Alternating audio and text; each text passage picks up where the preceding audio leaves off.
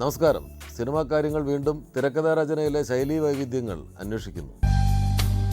ചലച്ചിത്രങ്ങളിലെ തിരക്കഥ ലക്ഷണമൊത്ത ഒരു രൂപമായി മാറിയിട്ട് അധികകാലമായിട്ടില്ല. ഇതര ദൃശ്യകലാരൂപങ്ങളായ നാടകവുമായും മറ്റും താരതമ്യം ചെയ്യുമ്പോൾ സിനിമ ഇപ്പോഴും വികസ്വരമായി കൊണ്ടിരിക്കുന്ന ഏറെക്കുറെ സമീപകാലത്ത് മാത്രം ആവിർഭവിച്ച ഒരു കലാരൂപമാണ്. വിവിധ കലാരൂപങ്ങളുടെ സമഗ്രതയായ ചലച്ചിത്രത്തിന്റെ തിരക്കഥയ്ക്ക് ഇപ്പോഴും മറ്റു സാഹിത്യരൂപങ്ങൾക്കുള്ള സ്ഥാനവും ആദരവും ലഭിച്ചിട്ടില്ല എന്നതാണ് സത്യം. തിരക്കഥ സാഹിത്യ സൃഷ്ടിയാണെന്ന് ഞാൻ വിശ്വസിക്കുന്നില്ല.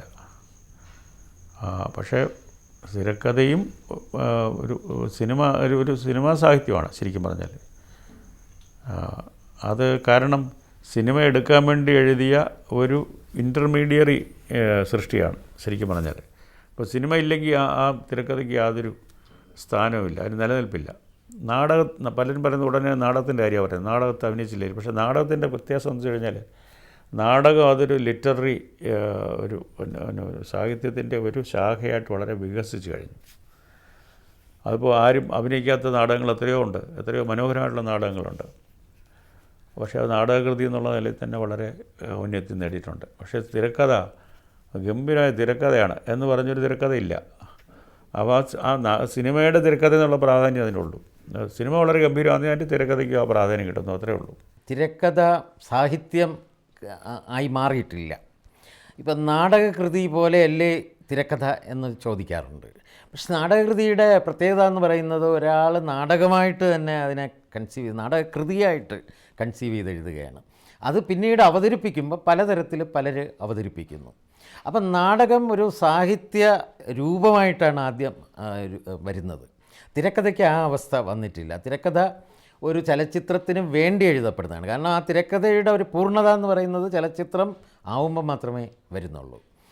എന്നാൽ ചില തിരക്കഥകൾ അത് പിന്നീട് എഴുതുമ്പോൾ അതിൻ്റെ ഒരു ശ്രദ്ധ കൂടി ഉണ്ടെങ്കിൽ, അതായത് പ്രസിദ്ധീകരണത്തിന് വേണ്ടി കൊടുക്കുമ്പോൾ അത് സാഹിത്യവുമായിട്ടൊരു ബന്ധത്തിലേക്ക് വരാറുണ്ട്. ബർഗ്മാൻ്റെ തിരക്കഥകൾ പോലെ. ബർഗ്മാൻ സിനിമയിലെ സാഹിത്യ ബന്ധത്തെ ഒട്ടും തന്നെ അംഗീകരിക്കുന്നയാളല്ല. പക്ഷേ അദ്ദേഹത്തിൻ്റെ തിരക്കഥകൾ ഏറ്റവും നല്ല രീതിയിൽ നമുക്ക് വായിക്കാൻ വളരെയധികം രസകരമായി വായിച്ചു പോകാവുന്ന വായനാദ്രവ്യമാണത്.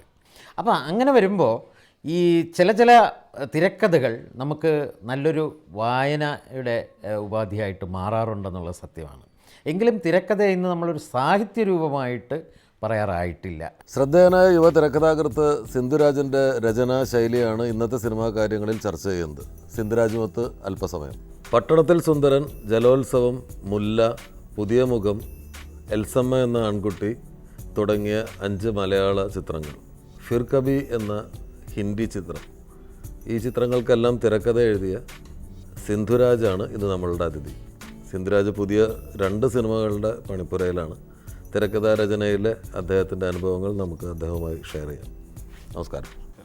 തിരക്കഥയുടെ രചനാവേളയിലുള്ള കൗതുകങ്ങൾ, തിരക്കഥാ രചനാ രീതിയിലുള്ള വ്യത്യസ്തത, ഇതൊക്കെയാണ് ഈ പ്രോഗ്രാമിലൂടെ നമ്മൾ പ്രേക്ഷകർക്ക് മുമ്പിൽ അവതരിപ്പിക്കാൻ ആഗ്രഹിക്കുന്നത്. ഇപ്പം ഓരോ രചയിതാവിനും അവരുടേതായിട്ടുള്ള ഓരോ വഴികളുണ്ട്. ഇപ്പോൾ ഒരു MT സാർ എഴുതുന്ന പോലെ ആയിരിക്കില്ല ലോഹിയേട്ടൻ എഴുതിയിട്ടുണ്ടാവുക, പത്മരാജൻ സാർ എഴുതിയിട്ടുണ്ടാവുക. ഓരോ ആളുകൾക്കും അവരവരുടേതായിട്ടുള്ള രീതികളുണ്ട്. അതിന് ചില കൗതുകകരമായ രീതികളുണ്ടാവും. ചിലപ്പോൾ കോമൺ ആയിട്ടുള്ളൊരു രീതി ആയിരിക്കും ഉപയോഗിക്കുന്നത്. അങ്ങനെ ഓരോ രചനയ്ക്കും ഓരോ രീതി ഉണ്ടല്ലോ. അപ്പോൾ താങ്കളുടെ രീതികൾ എങ്ങനെയാണ്? ഇതിൻ്റെ ഒരു ബേസിക് സ്ട്രക്ചർ ഉണ്ടാകുന്നത് എങ്ങനെയാണ്? ആദ്യത്തെ ചിന്ത എവിടെ നിന്നാണ്? അങ്ങനെയുള്ള കാര്യങ്ങളാണ് നമ്മൾ ഷെയർ ചെയ്യാൻ ആഗ്രഹിക്കുന്നത്. അപ്പോൾ ആദ്യത്തെ സിനിമ ചെയ്യുന്നതിന് മുമ്പ് എന്തായിരുന്നു പരിപാടി? ഞാൻ ശരിക്കും സിനിമയിലേക്ക് വരുന്നതിന് മുമ്പ് ആലപ്പുഴയിലാണ് ഡിഗ്രിയൊക്കെ പഠിച്ചത്. അപ്പോൾ അവിടെ ഡിഗ്രി കഴിഞ്ഞൊരു സമയത്ത് ഒരു മാഗസിനിൽ കുറച്ച് നാൾ ആ സബ് എഡിറ്ററായിട്ട് ഇങ്ങനെ ജോലി ചെയ്തു. അത് കഴിഞ്ഞ് കുറച്ച് നാൾ പാര കോളേജ് അധ്യാപകനായിട്ട് ജോലി ചെയ്തു. അപ്പോൾ അത് നിർത്തിയിട്ട് BEd പഠിക്കാൻ പോയി. അത് കഴിഞ്ഞപ്പോഴത്തേക്ക് നാടകം എഴുതി തുടങ്ങി, പ്രൊഫഷണൽ നാടകങ്ങൾ എഴുതി തുടങ്ങി. പ്രൊഫഷണൽ നാടകങ്ങളുടെ തുടർച്ച പിന്നെ സീരിയലുകൾ എഴുതി തുടങ്ങി. പ്രൊഫഷണൽ നാടകങ്ങളിൽ അക്കാലത്ത് ചെയ്ത നാടകങ്ങളുടെ പേരുകൾ? കോട്ടയം നാഷണലിൻ്റെ ഒരു അർത്ഥമാനസം, അഗ്നിഹോത്രം, അങ്ങനെ ഒരു 3-4 നാടകങ്ങൾ.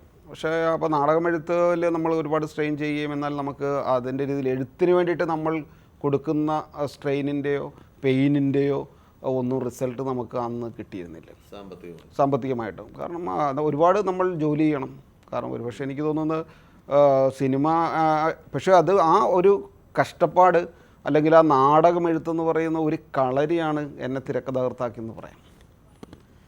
കാരണം എപ്പോഴും ജീവിതത്തിൻ്റെ വൈകാരികമായിട്ടുള്ള മുഹൂർത്തങ്ങൾ, അത് നർമ്മമായാലും ശരി, പിന്നെ സങ്കടകരമായിട്ടുള്ള നിമിഷങ്ങളായാലും ശരി, ഇത് കാണികളിൽ അനുഭവിപ്പിക്കുന്നത് രണ്ട് സ്ഥലത്തും ഒരുപോലെയാണ്. ഒരു എഴുത്തുകാരൻ അത് കുറച്ചുകൂടെ സ്ട്രെയിനായിരിക്കും നാടകത്തിൽ, നേരിട്ട് ഓഡിയൻ മുമ്പിലിരിക്കുമ്പോൾ അല്ലെങ്കിൽ നമ്മൾ അവർക്കിടയിൽ പോയിരിക്കുന്ന ഒരു സമയത്ത് അപ്പോൾ തന്നെ ലൈവായി ചെയ്തിട്ട് ഇത് ആൾക്കാരെ അനുഭവിപ്പിക്കുന്നതിൻ്റെ ഒരു സംഭവം.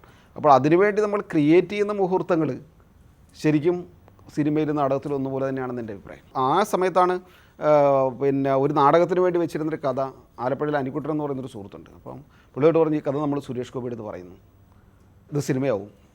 അപ്പോൾ അദ്ദേഹം തന്നൊരു എനർജി ഇല്ല. അതുവരെ സിനിമ എന്ന് പറയുന്നത് എൻ്റെ മനസ്സിൽ പോലും സഞ്ചരിച്ചിട്ടില്ല. അപ്പോൾ അതിനുവേണ്ടി സിനിമകളെക്കുറിച്ച് പഠിക്കുകയോ ഇറങ്ങുന്ന സിനിമകൾ കാണുകയോ പോലും ചെയ്യുന്ന ഒരാളായിരുന്നില്ലേ. അപ്പോൾ അതുപോയി സുരേഷ് ഗോപി എടുത്ത് കഥ പറയുകയും പുള്ളി ഈ കഥയിൽ ഭയങ്കര ഇമ്പ്രസീവായിട്ട് ഇത് സിനിമ ചെയ്യും എന്ന് തീരുമാനിക്കുകയും ചെയ്തു.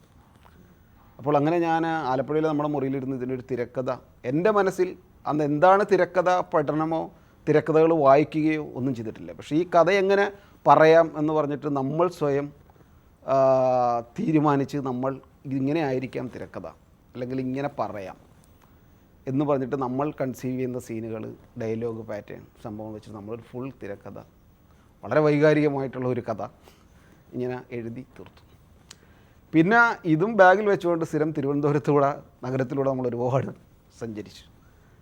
പക്ഷേ അതിൽ നിന്നും കിട്ടിയൊരു എനർജി, ഇത് ഡയറക്ടർ രാജീവ് കുമാർ എന്ന് പറയുന്ന ഒരാളിനെ കൊണ്ടുപോയി സ്ക്രിപ്റ്റ് കേൾക്കുകയും ആ സിനിമ നടന്നില്ലെങ്കിൽ പോലും നമ്മളെ എഴുത്ത് അദ്ദേഹത്തിന് ഇഷ്ടാവുകയും അദ്ദേഹം അവരുടെ അന്നത്തെ ഒരു വണ്ടുവണ്ണം എന്ന് പറയുന്നൊരു കമ്പനിയുടെ ഒരു മെഗാ സീരിയൽ എഴുതാൻ എന്നെ ഏൽപ്പിക്കുകയും ചെയ്തു. അപ്പോൾ അങ്ങനെ ആ ഒരു തിരക്കഥയുമായിട്ടുള്ള യാത്രയിൽ തിരുവനന്തപുരത്ത് ഒരുപാട് സുഹൃത്തുക്കൾ ചെന്ന് കയറുന്ന പ്രൊഡ്യൂസർ സുരേഷ് ചേട്ടൻ്റെ വീട്ടിൽ. അപ്പോൾ ആദാനിക്കുട്ടൻ്റെ ബന്ധുവാണ്. അപ്പോൾ അദ്ദേഹം പരിചയപ്പെടുന്ന ചില സർക്കിളുകൾ, രാജീവ് കുമാർ, GS വിജയൻ ചേട്ടൻ.